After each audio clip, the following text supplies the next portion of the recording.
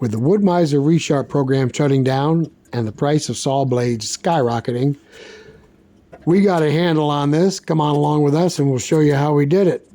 If you're intimidated by blade sharpeners, maybe you won't be after this video. Stick around for a bonus. I'm going to show you what I did with my Hud-son sharpener to make it better for me. Hello everybody. Thanks for coming back and welcome back to our channel, Two Brothers Outdoors. Today, last time we used this mill, we used it to cut up that burl. We hit some dirt in the burl and there was some sparks and oh yeah, you know the blade is done at that point. So today, what we're going to do is we're going to take the blade off the mill. Excuse me for being hoarse. I got the flu about 2 weeks ago and this thing has been kicking my butt. I haven't been sick in 5 years and all of a sudden this year I got the flu and holy cow. Alright, so anyway, we're going to take the blade off this mill and we're going to take you through the steps of resharpening it and checking the teeth on it and then putting it back on the mill.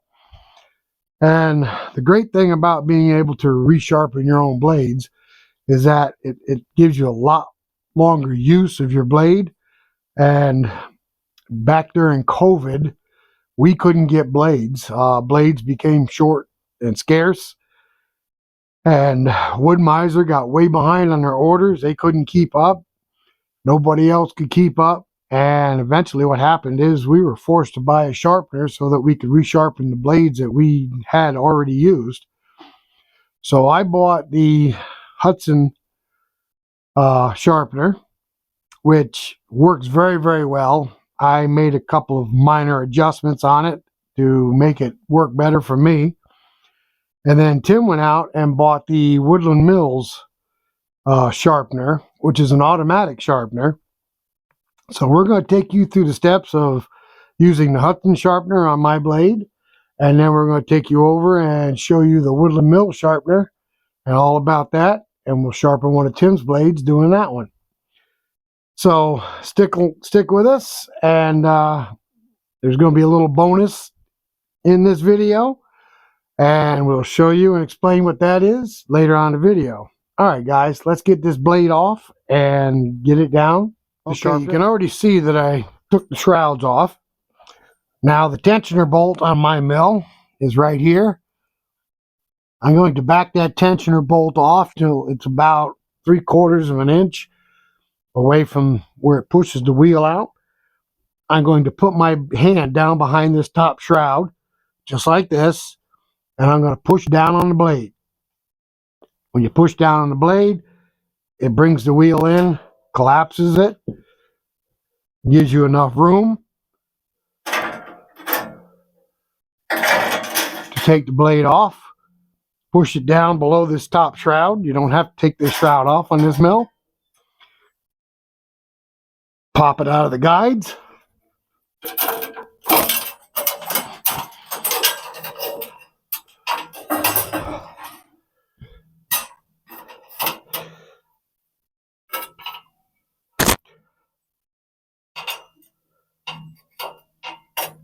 And it comes out just like that. Now, I don't suggest doing this with bare hands. I've got tough hands, and even though my hands are tough, they still get cut up once in a while messing with these blades. These things are absolutely horrible sharp. And just can't seem to grab them without getting cut if you're not careful. Alright, so we're going to take this blade and we're going to fold it real quick. Carry it over to the shop. Snow is going away very fast. If you look over there, you can see the log arch and the 2 hemlock logs laying by it. I believe we can get them right out of there. Snow's only about 4 inches deep now. All our logs are exposed down there. It's looking pretty good. Alright guys, I got the blade set up on the workbench, and you'll have to forgive the mess because I have 3 workbenches down here and I got projects going on all of them. I don't even know how I keep track of everything. Alright, so this is a Hud-son sharpener. It does 2 functions. Actually, it does 3 functions. When you buy the sharpener, It can sharpen chainsaw chains, or you can take that attachment off.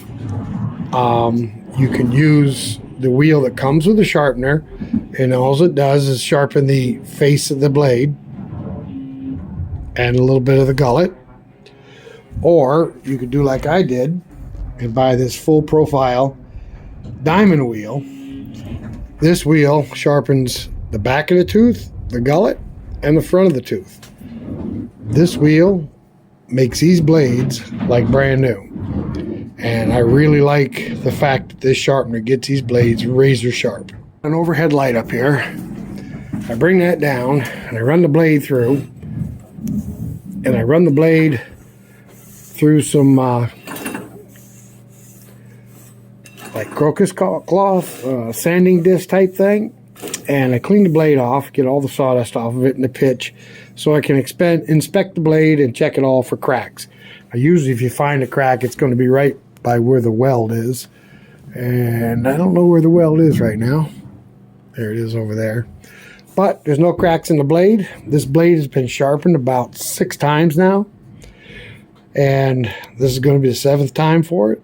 And as long as these teeth right here have a little blackened tip on them, they're extra hard teeth. Double hard, I think they call it, the Woodmizer. As long as that black tip remains, you still got good cutting surface. Once it gets below that black tip, it's pretty much, it'll still cut, but it's not as hard, it gets dull quicker. I don't use the chainsaw function on this because I got a chainsaw sharpener over here set up. All right, so let's get sharp. Real quick before I get started, I also like to mention I do not start my first sharpening on the weld. I make sure the weld is back out of the way somewheres, and it comes through after I've already got everything adjusted. Okay, so I brought the blade against the stop. I'll start the sharpener. Sharpener's got a nice light so you can see what you're doing. And what I'm going to do is I'm going to push the blade down. Now if you watch, as I come down,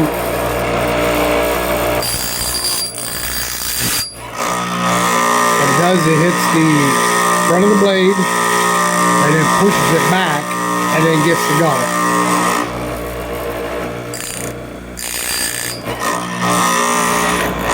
Alright, I'll show you what we just did. Okay, so by doing that, when it pushes against the front of the blade, it sharpens the face of this tooth, but very lightly, and then it pushes the whole blade back as the stone sinks down into the gullet, sharpening the back of the tooth, the face of the tooth, and reshaping the gullet. I can't show you that very well. You can see it with your naked eye, but there's a difference between this one and this one. To keep track of where I started is I will take this marker and I paint the gullet and the teeth, and then I put a mark on the inside right here.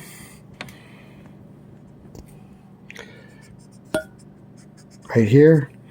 So as the blade goes around, I can see that mark and see where it's coming up and know that I'm getting close to being done. All right, let's get it back in here and get started. All right, now one more thing I'd like to mention before I get started. As I sharpen the teeth, instead of advancing the blade this way, I advance the blade this way. It's a little more of an effort, but what happens is when you sharpen the face of the tooth first and then the back of the tooth second, kind of takes all the burrs off the tooth and it makes it sharper. You can go the other way with it, which is a little faster, but I find it sharper when you go this way instead of this way. Kind of like sharpening it backwards, I guess you could say. You notice that piece of Tupperware right there? Well, that Tupperware is where I keep all the spare parts for my sharpener and the extra blades. And this block right here, I call it the sharpener jig, but all this does, if I were to change over from the chainsaw sharpening tool to the sawmill blade sharpener, stick this jig right in here to put this piece on, keeps this piece square with the sharpener. It's just kind of a little thing I do to make sure it's square. Okay guys, this is real important to make your blades last as long as you can. I want you to notice that while I'm sharpening this blade, I am just barely hitting the blade. See, there's not a lot of sparks. It doesn't take much to clean these blades up and get them back sharp, and the least amount of material you take out of it, the longer your blade's going to last. Just keep that in mind. That's a great little tip, and it'll make your blade last longer.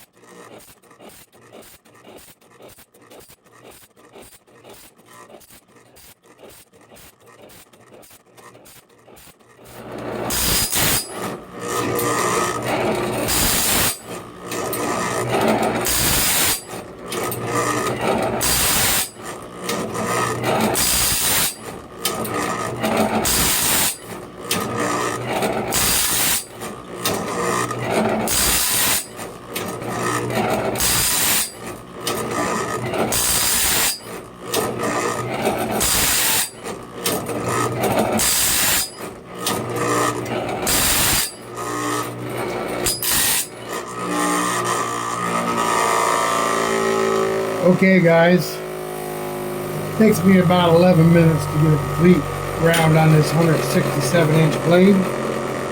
But this blade is sharp as can be. A couple of teeth indicated here that I might have hit something hard inside that burrow, like a nail or a stone. I didn't see any rusty nail marks or black nail marks, so I'm thinking I may have hit a stone with it. But that blade is sharp and ready to go. We still got some of that black tip left. This is number 7 on the sharpening.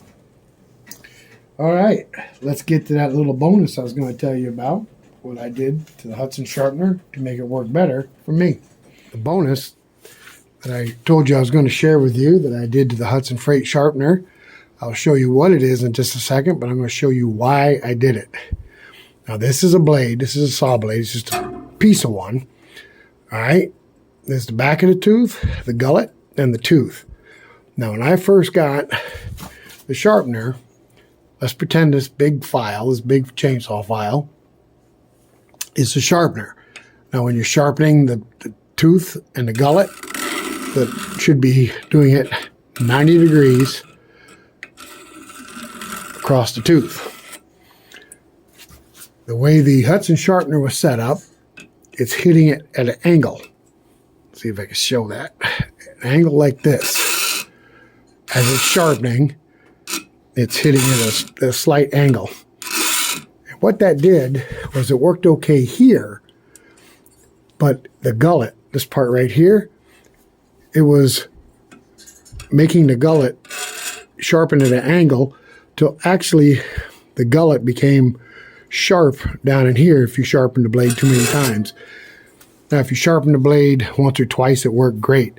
But if you get up to around 8 or 9 sharpenings, which is probably too much for a blade, but I do it anyway, the gullet itself started to get sharp. Okay, so this is for demonstration purposes only, and it's the easiest way I can explain this to you. So as the blade goes through the piece of wood, the tooth cuts the wood loose from the log, and then the gullet takes the sawdust and it pulls the sawdust out of the log and dumps it. That's the purpose of the gullet, to carry the sawdust out of your cut. By this part of the gullet right here not being square anymore, what was happening was that as the gullet came through the log, the sawdust was overriding the gullet, staying between the blade and the log. And I noticed the blade was getting hot. And the reason it was getting hot was because the sawdust was building up as it was coming through instead of being pulled out of the log. And like I said, 1 or 2 sharpenings, maybe even 3. That system worked out fine. But I sharpened the blades way more than 2 or 3 times, and it didn't work for me. Let's pull this back right here. Now you see this guide right here that the blade rides in? Okay, so you see these marks right here? Well, that guide sat closer in. It sat right here. And I moved the guide back probably about a ½ inch or so.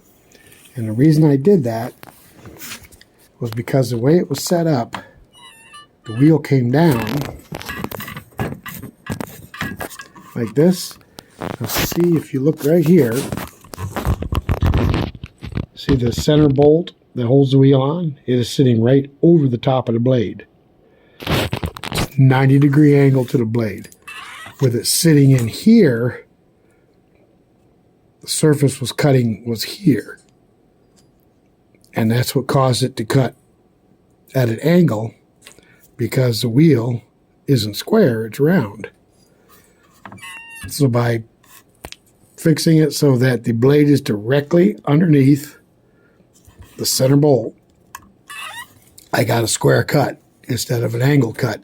I talked to Hud-son about that at one of their shows, and the reason they built it that way was to cut down the chatter. When the blade hits when the wheel hits the blade, if it's too square, it causes it to chatter just a little bit. And they're correct, it does. So I just live with the chatter. I don't take out a lot of cut. I just barely hit that blade with the wheel. Not a lot of sparks come off. I just clean it up enough to put the sharp surfaces back on it. This diamond wheel right here has probably sharpened at least 600-700 blades. I'm talking about 600 or 700 times. Still, the diamonds remain on it. That wheel is in great shape, and I would really recommend getting that wheel. Now, with the other wheel that's provided with this, just to cut the front of the tooth, sharpen the front of the tooth, you don't need to move this back, because it just makes contact with the front of the tooth. So it's not necessary to move the guide back. I moved it back so I get a square cut. But that's my preferences. God, I hope all that talking made sense. If not, just leave in the comments and I can write a better explanation to you. Okay, guys, I folded the blade back up. I coated it with a little bit of oil on both sides. I'm going to go place it out there on the mill. And there is one nice sharp blade. I love the way that sharpener makes these blades so sharp.